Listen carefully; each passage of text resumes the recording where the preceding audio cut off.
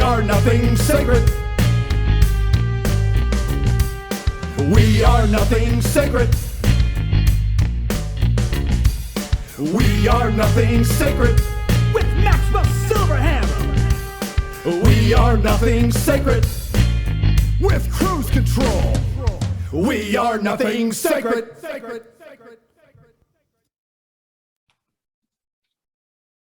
Oh, yes. Hello, everyone. Welcome to Nothing Sacred Interview. My name is Cruise Control. And I'm Maxwell Silverhammer. And with us, we got Adam Davis, who actually is with Reboot Recovery. He's former law enforcement. And also he's written 5 books, which we're going to have to talk to him about. So Adam, welcome to the show, man. Yep. What's happening, guys? Thank y'all so much for taking time out of your Sunday afternoon to listen to a classy redneck from Alabama talk to you. So that's thank cool. you for You don't having have to be classy here. We have No, no. we're rednecks ourselves, so you know. in our own ways. Yeah. By the way, just to let everyone know, I apologize. It sounds like I'm dying. It's because I kind of am. Sinuses are really kicking in here in the great Northwest. It's beautiful, but the cost is that I probably sound like I'm sick, but it's just my sinuses. Also, before we go any further, we always got to do this, man. We want to thank you, Adam, for your service. Thank you for your service. Absolutely. Thank you for putting yourself on the line like that. A lot of people don't understand the mentality it takes to become a law enforcement officer or any kind of first responder. And we always want to make sure that we let you know that we appreciate you because I wouldn't be able to do it. And I know that I know Max would if he could see. Yeah, if I could see, oh hell yeah. But me, I'm like, I couldn't do that. I couldn't imagine being even a traffic accident would probably make me lose my shit. So, anyways, thank you very much for your give us your little background on on your law enforcement career and things of that nature. Absolutely. So I'm going to go way back. I'm going to go way back, and I'm going to do this really fast. Around 5 years old, parents were divorced. Mom left with a neighbor, and older male raped, sodomized me. And then again, as a teenager in the church, she left me with I think I was 15. She left me with a 30-year-old married woman who had kids. She was the worship leader in the church and all that good stuff. And so we had a sexual relationship for about a year. I was told that it was, God was using me to heal her. And well, why that makes, Disney proud, I'm sure, or some other whacked woke company, that is still called a felony in the great state of Alabama, as it would be most, states across the country. So long story short, I spent a lot more time with my dad growing up and seeing the men and the quality of people that he surrounded himself with. They were cops. Some were cops, some were deputies, some were troopers, but these were fantastic human beings. You hear me? I mean, if you needed them at 3 o'clock in the morning, they're there. If you were in a bind, they got you, and then I saw the quality of their families, and in the back of my mind this whole time, I was like, this is what I want to be. I want to be like these guys. But my very first dream in life in high school was to be a Marine. I wanted to grow up. I wanted to be a Marine. I wanted to go as soon as I graduated high school. I want to get my college education, spend my whole life as a Marine. That was my dream for as long as I could tell you.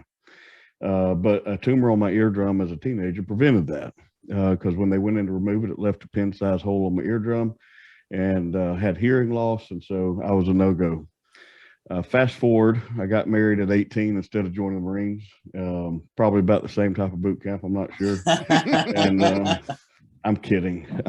No, you're not.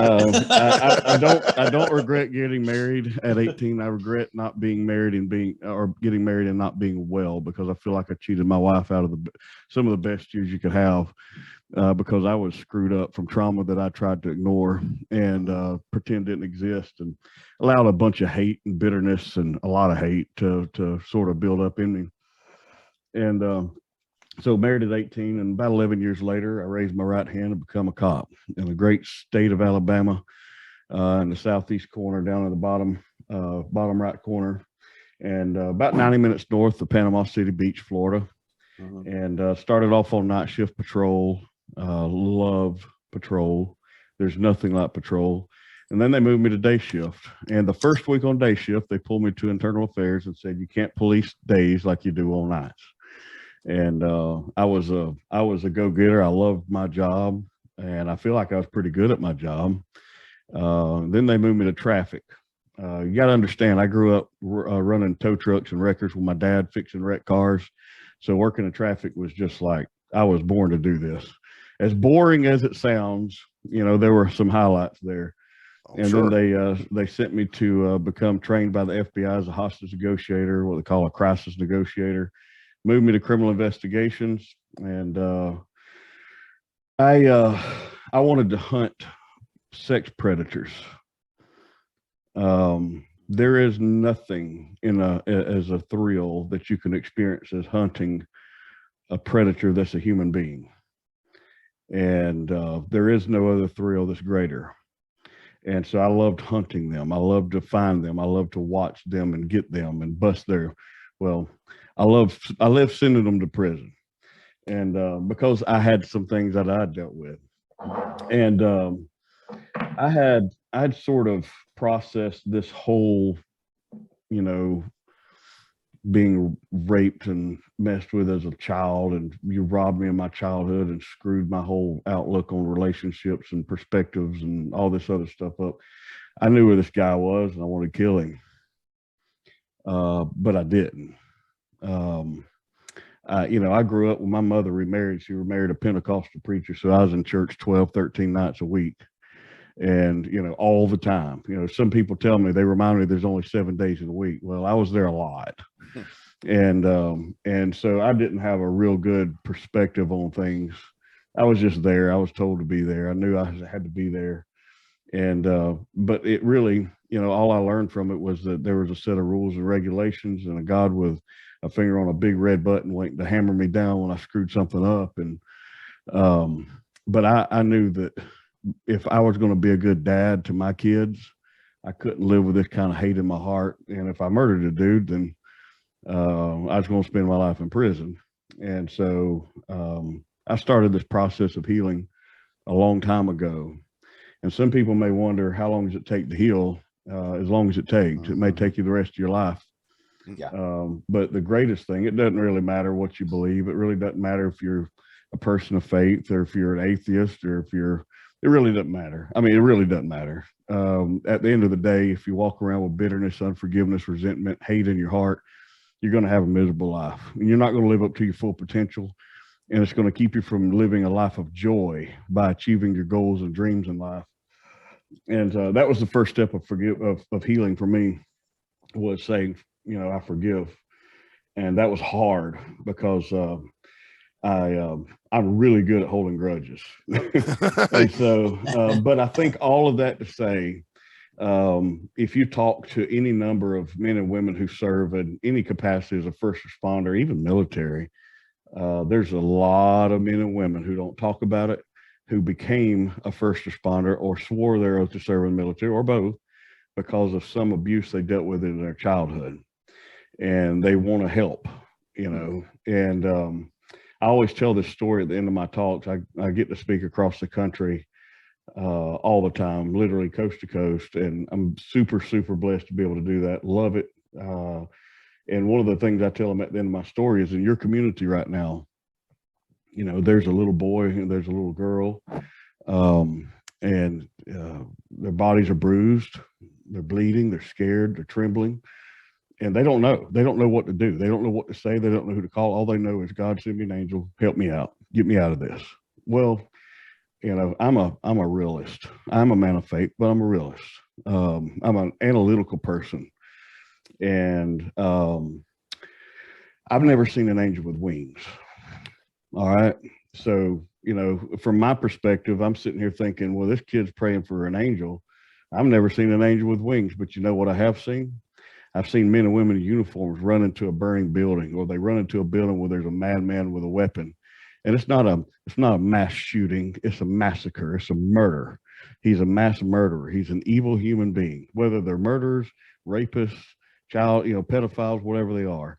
they're men and women that are answering a call to run into a situation that 99.9% of Americans would shit their pants at the thought of having to deal with. I'll raise my hand to that. I'm not gonna lie, you know. and those are the type of people that we need answering the call. And so when I look at them and I say, you know, I was that boy.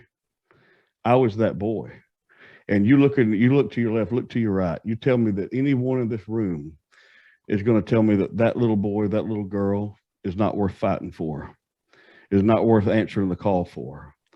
And that's why I answered the call. That's why I served. Well, long story short. That's pretty interesting, because we have a lot of people on here who became police officers and then had the PTSD later as a police officer. But the idea that the trauma from your childhood pushed you into law enforcement is pretty interesting. It's pretty, it is. Get the I don't think that it was the sole reason. I think the biggest motivating factor was, like, subconsciously, did it have something to do with it? I think absolutely.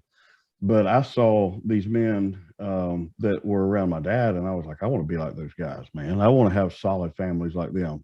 I want to be somebody that when one of my friends is in a bind, I'm going to be there. You know, they're men of integrity. They had character. Yes. And a lot of folks they don't know what that means. They don't know what loyalty means. Well, they don't know what it means to do what you say you're going to do, you know? Yeah. And also men having male role models these days with character who are actually masculine and are male is, if you were lucky to, in a lot of ways, maybe not lucky, I don't know. You might be a little bit older. Lucky to have your dad, you know, that he was at least there for you. Or at least have male role models who are actually considered, because right now men are, oh, listen, I'm probably a target, you know, because I'm a pretty, what's the word? Oh, back when I was a kid, I had to wear husky clothes because I was fat. Mm-hmm. So I guess you could say I'm husky, but I work out every day. You have big bones. I'm big bone. I'm healthy. I eat my collards and cornbread. And plenty of it. So I'm probably considered a toxic masculine male, but I love my country. I stand by my convictions and my faith. I love my wife and my children. I love my Second Amendment rights, my First Amendment rights. I stand for what's good and for what's right, for what is just. And if that makes me toxic, then I reckon you should probably put that on me, because that's what I am. Well, you're among friends here. I'll tell you that. Yeah, absolutely. we seriously roll with that same doctrine. So, but man, so what's Reboot Recovery? So Reboot is I'm a spokesperson for the first responders sort of segment of what we do, and it's trauma healing. And so what they do is they put you through these, they create these groups all across the country, and it's trauma healing for really anyone. I mean, they've just launched a general audience sort of trauma healing a program, but the focus has always been a proper response to trauma, to suicide, and it's focused on heroes. It's helping people overcome trauma through, they've got the courses, training, online community, and then the small groups that they do across the country. And they're probably in a city somewhere close to you, but most of them are the trauma reboot, I think, is 12 weeks, but they've got the 12 week for military, and then they've got 12 weeks for first responders. So it is really unique. I partnered with Reboot. It's been a couple of years back now, and we'll actually be going across the country in the fall of this year. I think from Seattle or Portland, I can't remember which one, all the way back over to, I think, York, Pennsylvania. We'll be doing, I think, 6 or 8 cities. I can't remember, maybe more than that. But it's really, really effective. It's backed by some solid people, great research. And I'm honored just to be able to, whenever I go and speak at an event, to point people to Reboot and help them start those groups, put them in touch with the right people. But it's something that if you're not one that's, hey, I'm not really interested in going into a group, they've got the online community, which is incredibly valuable. Is it, this is not just for first responders, this is for anybody who's dealing with trauma in their really lives or has to deal with. Yeah, the focus has always been for heroes, and I know they don't label them that, but first responder, they don't label themselves that, but first responders and military. Yeah. And then just recently they launched one, a group for a general audience. And so you can learn everything you want on rebootrecovery.com. There's a ton of information there. If you've already been through hell, you've battled your demons and you've slayed them, lead a course. Lead a course. Maybe go through it, just kind of get a feel for the sort of the culture around what Reboot is, what it means to overcome trauma together. But we need people that will lead a course, people that will help sort of organize those in your community. But it's a rapidly growing deal that is not going to slow down. It's going to continue to grow, because people need more of that. Yeah, we do need, and not only that, but we do need specifically for first responders and those who are putting 100%. themselves out there. I don't know if you've ever heard of. We've done interviews about a place called Valor Station that was supposed to be a rehab place for people who are dealing with substance abuse and other things after being police officers or first responders, and just the fact that it was pushed back against that is. That's insane.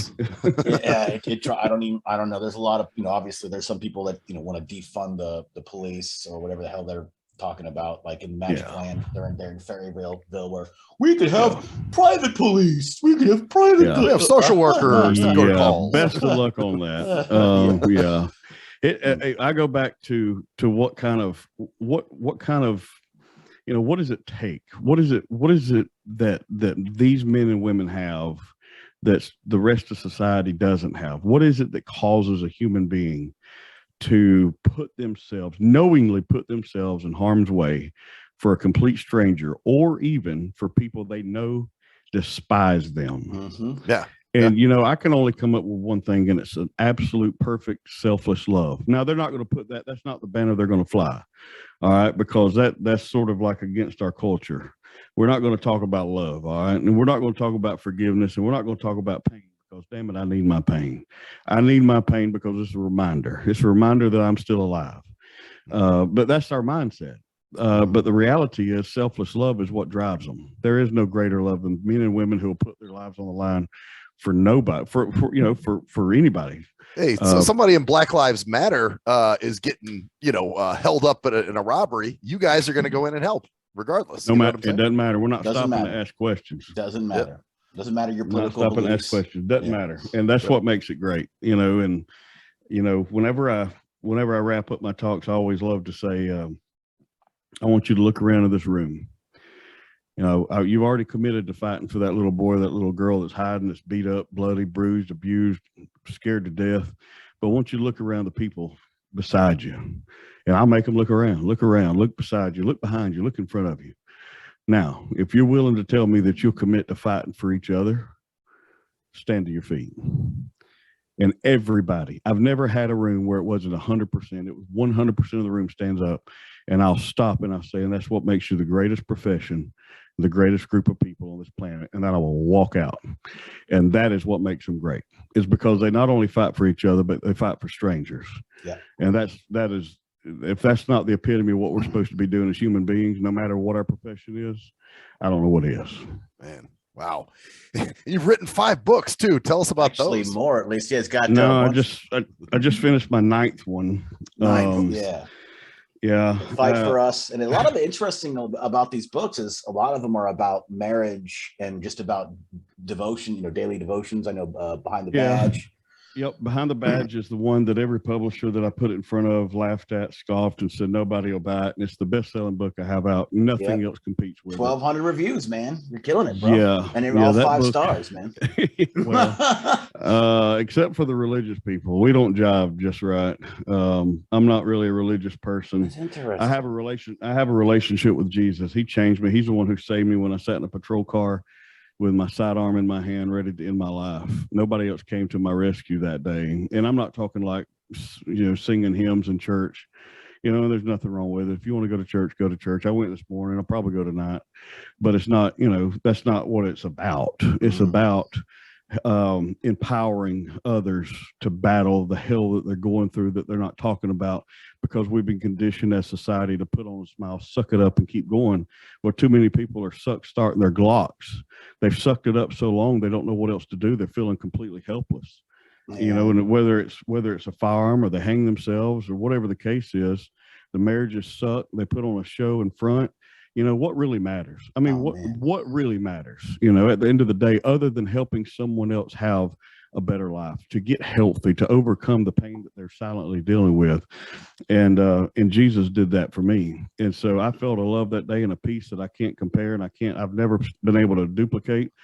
And it became my mission that day to help take that to other people through however I could, whether it was writing or speaking. And not a preacher by any means. Grew up in the church, grew up around it. You could and you could probably, but you got the way with words, man. my mission became to help other people in that same position, and so I wrote and self-published a book. Not going to talk about it because it's pretty sad, but it did what it was supposed to do. It got me in front of a publisher. Out of everybody else, 40-something publishers and agents who said, "Nah, nobody's gonna buy this, man. Nobody really interested in this." One responded, and he said, "You don't need my help. Call this publisher, tell them what you want to do." And they gave me a deal for a book called Behind the Badge. And Behind the Badge is, you know, it continues to sell to this day and does very well, pretty consistently. And the day that I released that book, I signed a 3-book deal, May of 2018, with a guy named Lieutenant Colonel Dave Grossman. And the first in that series was Bulletproof Marriage, a 90-day devotional. And then on spiritual combat, which we took his book on combat and turned into a book on spiritual warfare. And then the last one, Prayers and Promises for First Responders. Co-authored a book with a Force Recon Marine MMA champion by the name of Chad Robichaux, founder of Mighty Oaks program. Yeah, Behind the Lines. Yeah, and we did Behind the Lines and Fight for Us. And it's the newest one, I think, right? Is it the newest one? Fight for Us is the brand new one, just released in February. And March 1st, I finished my life story in a book called Unconquered, 10 battle-tested principles for victorious living, and that'll release early next year. And I spill all the secrets. I talk about all the ugly stuff, and I'm going to tell you something. It was tough to write, but if there's been a book that I put out that'll sell 1 million copies, it's Unconquered, because it's relatable. People relate to pain, you know, and the more I talk about my pain, especially the hard parts, the more people come out and say, "Hey man, you gave me courage to deal with mine. Thank you. You gave me courage to face my own demons. Thank you. You let me know that I'm not alone in this. Thank you." You know, and I think that's what we have to do, is be willing to share the hard parts. And yeah, there's some risk that comes with that. And there's some risk that comes with writing it in a book, because it's going to be around forever. But I know that when I give the talk, it's a much more expanded version of the talks that I give.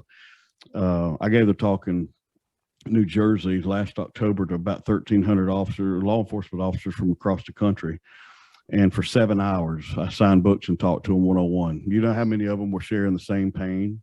Some very similar experiences. Some told me things that, you know, they're in their 60s. They never told a soul. Wow. And so I knew that I was onto something. And I look back over my life and I look at all the things that tried to take me out, whether it was abuse or whether it was trauma or some sort, or alcohol, or ready to end my life, whatever it was. Whatever it was, I still overcame. And yeah, we're going to have some bruises and some scars out of life, but at the end of the day, you keep fighting, you keep moving, and that's what defines you as being unconquered. So live, fight, win, and fight like hell, live unconquered. That's sort of the mantra behind this whole movement. Do you feel like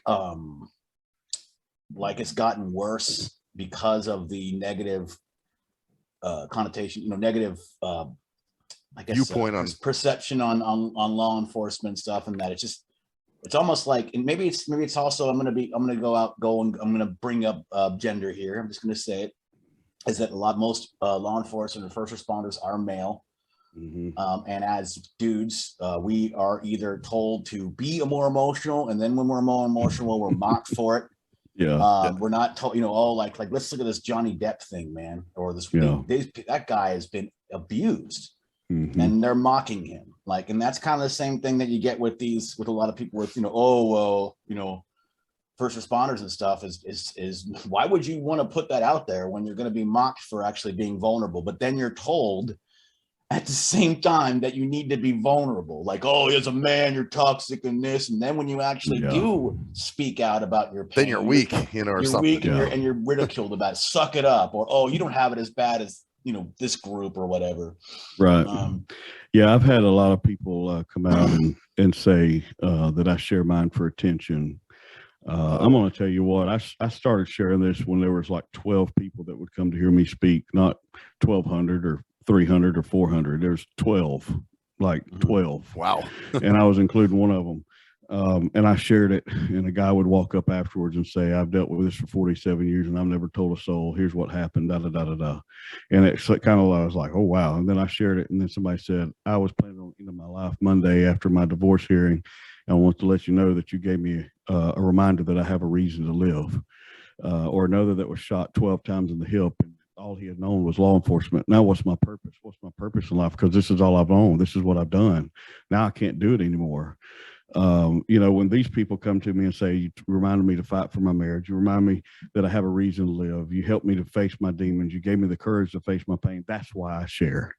It's because I've heard the countless testimonies and the countless stories from men and women across the country, from every political affiliation, from every religious belief, come to me and say, you give me a reason to fight. You reminded me why I'm fighting. And that's why I do. I don't give a damn about the attention. I want people to keep fighting, you know, and I want them to not only just keep fighting and surviving, but I want them to find a way of life that's victorious so they can overcome it, so they can actually live to the fullest and live victoriously. And so but yeah, it is. I think that's part of it though, because most of the people that are going to come back with, well, they just want attention, or they're just doing this, or they're going to mock you or whatever. It is literally a response because of pain that they're suppressing and they're not dealing with, pain that they have caused others, or pain that they have experienced, you know? So, you know, you got one or two things you can do. You can live in fear, you can live in faith, you can live defeated, or you can live victoriously. But you can't continue to do what you're doing the same thing over and over and expect something different. Yeah. Well, you know, and when you have issues, it's funny because you think you're okay. You know what I mean? If somebody were to ask you, are you all right? Or yeah, of course I am. But really, you're screwed up. And sometimes it takes people around you, you know, to sort of bring that out of you. And you go, like listening to you and, you know, going, oh man, you know what? I have had that and I haven't dealt with it properly. So, you know, it's definitely or that feeling of comfort, because like you said, people feel like they're alone, or they don't want to burden. That's another thing about most law enforcement people or first responders. Don't want to burden you. Don't want to burden you with your bullshit. It's my problem, not anybody else's. So I'm going to go out here. I'm going to go through the motions, and it's just going to build up. That's the thing that people don't understand, is that it doesn't just go away. It gets worse if you don't deal with it. It doesn't go away. And that's the first principle in the Unconquered code. Is acknowledge the pain. Pretending that it doesn't exist doesn't make it go away. That's the very first point in the Unconquered code, is acknowledge the pain. And, you know, I want guys, men and women, listening to this. If you're listening, especially if you're a first responder, especially if you're a cop, because that's who I am. I've been gone a while, but that's still in my veins. And you're battling by yourself. I'm a call away, man. I'm a call away, and I don't have all the answers. In fact, you know, I'm probably still a little jacked up myself, but I'm working on it day by day. And I'll never tell you that I have it all together. Please don't think that I do, but I am here for you, and I will grab my sword and I will fight by your side. I will fight with you, and you don't have to battle yourself, you know, by yourself. And there's tons of resources out there, you know, including Reboot. Where there's people that are willing to listen to you. They're not going to judge you. They're not going to look down on you. They're not going to mock you. They're going to walk with you. And there's people in this world that are willing to suffer with you. Don't ever forget that. Man. Well, speaking of that, how can people reach you? Well, you can reach me a couple of different ways. The best is probably through my website, theadamdavis.com. That's theadamdavis.com. You can, you know, find me on social media. I think Facebook's The Official Adam Davis, Instagram's Official Adam Davis. I welcome you to text me. I'll give you my personal number here. It is, stand by. Let me get it pulled up here. Sorry. Yeah, he's Putting serious. money where your mouth is, man. Literally. Yeah, I don't play. 615, area code 615-492-2354. Area code 615-492-2354. Text me the word motivated, and I'll remember that y'all know where you heard me from. Text the word motivated to that number, and the first message is going to be it's automated, because just go with it, and then everything else is me. And if you need anything, you text me, and then if we got to connect further, we'll go from there. You can also email me, adam@theadamdavis.com. When did you get into absolutely? Also, you can also check his stuff out on Amazon.com. Just type in Adam Davis Bulletproof Marriage. You'll find all his books. Are those books in Audible too? By the way? I have most everything in Audible. Yeah. Oh man. Okay. Yeah, I'm on Audible, and so if you just can't get enough of this seductive Southern slang, you can listen to Behind the Badge, and it's 11 hours of nothing but Southern drawl. If you like that sort of thing, that's your forte. That's the one I read all the way through. Bulletproof Marriage, I actually narrated with the help of a dear friend, widow of American sniper Chris Kyle, Taya Kyle. And so we go through, and she talks about her marriage with Chris before he was murdered. And it is one of the best, absolute best Audible books that you're going to hear, not because I'm on there, but because of some of the just unedited, unscripted conversation about marriage for military, for first responders. So it's built more like, an audio book with built-in podcast. So there's probably like 3 hours of bonus content. So you're obviously, you said you had an issue, a marriage that didn't work out earlier. And then you're remarried now and have been married or are you? Yeah. So the first, we divorced in the first year, and I remarried my wife. We got married at 18, and we've been married 22 years this fall. Yep. So I remarried my first wife. the first the same year. That's awesome. So you got divorced that's good. Fixed it, and it required a lot of pride swallowing. I wrote a book on marriage, but I don't want you to think that that I'm like the love doctor or anything, because I am by far the example, not the example for what a husband should be, because I've made every mistake in the book. That's why I wanted to write about it. I wanted to write about it. So I took a lot of my own mistakes and put them in a book, and I don't know how many thousands of marriages it's helped. But at the end of the day, we're all human beings, and if we're not trying to grow, trying to improve, then we're not living. The day you stop trying to improve or stop growing, you start dying at a more rapid pace. And so I know that one of the things I have to work on is communication. And men, if you're listening, if you're married, I want to challenge you. Buy my book, Bulletproof Marriage, or don't buy my book, Bulletproof Marriage. I really don't, I would love for you to buy it, but don't, if you don't, that's fine. Do something to initiate a conversation. Get Bulletproof Marriage, take it home to your wife, sit down and look at your wife and say, I'd like to go through this for the next 90 days with you. And I can't go to everybody's Thanksgiving dinner, but I think that most people would want to have me over, because it's going to do wonders for your relationship. I say that jokingly, but it's going to do wonders. If you'll be the one to initiate intimacy outside the bedroom, I think that you're going to have more than you can handle inside the bedroom. Intimacy outside the bedroom requires a connection that this world will try to pull you from at every angle, whether it's through kids or school or work or whatever, or even just anxiety by watching the news. I have never watched the mainstream media and got good news out of anything. All right. And so there's not good news there. So you're going to have some issues with anxiety and tension and stress. So take time to get away together. Take time. If it's one night a week, take 30 minutes, take an hour, go to dinner, do something that you have to communicate and interact with each other with. And for some more free advice, be the first to say, I'm sorry, will you forgive me? Swallow your pride. If you'll swallow your pride, you can have a marriage that lasts a lifetime. And that's hard to do. That is hard to do. I'm sorry. Go It's ahead. tough. No, I'll shut up because I won't ever stop talking. Well, It's hard to do. yeah, it's because it goes back to your first point about being vulnerable, about admitting your pain. You have to open yourself up like that. You have to allow yourself to, I'm sorry is a vulnerable state, you're or whatever, just talking, communicating about any kind of personal issues that you have, like you said, like being like, I wonder how many cops or anybody else, dudes, are in a marriage. They've been married for 10 years and their wife doesn't know about all the built up bullshit that they. Oh yeah. Doesn't have a clue. But at the same time, it's sort of like, do I want her to know about that pain? Because is she going to see me differently? Because I'm supposed to carry the world on my shoulders, right? Yeah, right. Yeah, well, there we go.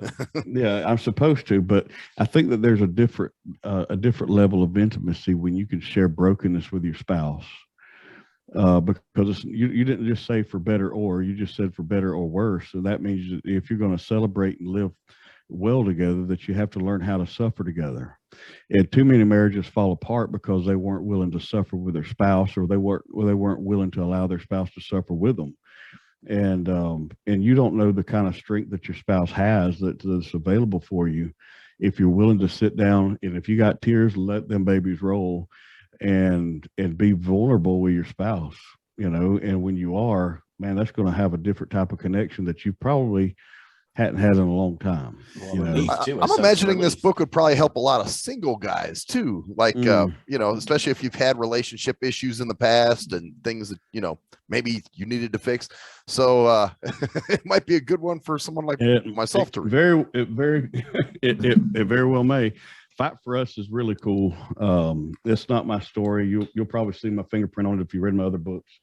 It's the story of Chad and his wife, his service as a Force Recon Marine on multiple deployments overseas, and coming back, and we share a pretty similar path, and which is really cool when you read his story. And then I can't wait for you to check out Unconquered when it comes out next year. But Fight for Us is a book for marriage, but it comes from a sort of a different angle, and I want you to check it out. It's also an Audible, and it released February of this year, and I think it's doing pretty well. And at one point they were working on a film to go along with it. I'm not sure where that's at, so where the progress is, but they were working on that. And so Unconquered, Fight for Us. If you'd like to hear more about Unconquered, you want to get a free chapter when it's ready. Don't forget, shoot me a text to that number I gave you earlier, and I'd love to connect with you on that. Awesome, man. Wow. Yeah, you can read it in chapters. Yes, that's right. You got a lot of material here because, like I said, and got a bunch of stuff out here. It's been a pleasure speaking with you, man. Oh man, listen, I appreciate it, and every Tuesday at noon I do a coaching group with first responders, and if that's something that you'd be interested in, shoot me an email, adam@theadamdavis.com. We've been going for about 24 weeks straight now, and I'd love to have you on board. If you're interested, shoot me a message. I'll get you connected. If you're struggling, call me. I got you. Nice. Theadamdavis.com. That's where they can pretty much see everything Adam Davis related, right? That's right. And also, like I said, Amazon.com, real simple lookup, just Adam, even just Bulletproof Marriage with Adam. Just put out Bulletproof Marriage, you'll find it, and you'll find all his books and other stuff there. Thanks again for joining us. Thanks for your service. And man, yes, I know Max is like, Max, I know you're chomping. You're going to read some of this stuff. So of course I am. I'm especially interested in Unconquered because, it's about your life, man. Some of the stuff you went through. So that's definitely, well, maybe we can get back together when that comes out. Yeah. Sweet. That sounds good, man. Nice. When it comes out. Absolutely. So cool. Yeah. Thank y'all for having me, and talk to you soon. Cool. All right. Actually, well, hold on a second. We're going to end this like we normally do. Yep, we end it like we usually do. This has been the Nothing Sacred interview with Adam Davis, and that's theadamdavis.com. I'm Cruise Control. And I'm Maxwell Silverhammer. And that's the story there, bitches. See ya. Later.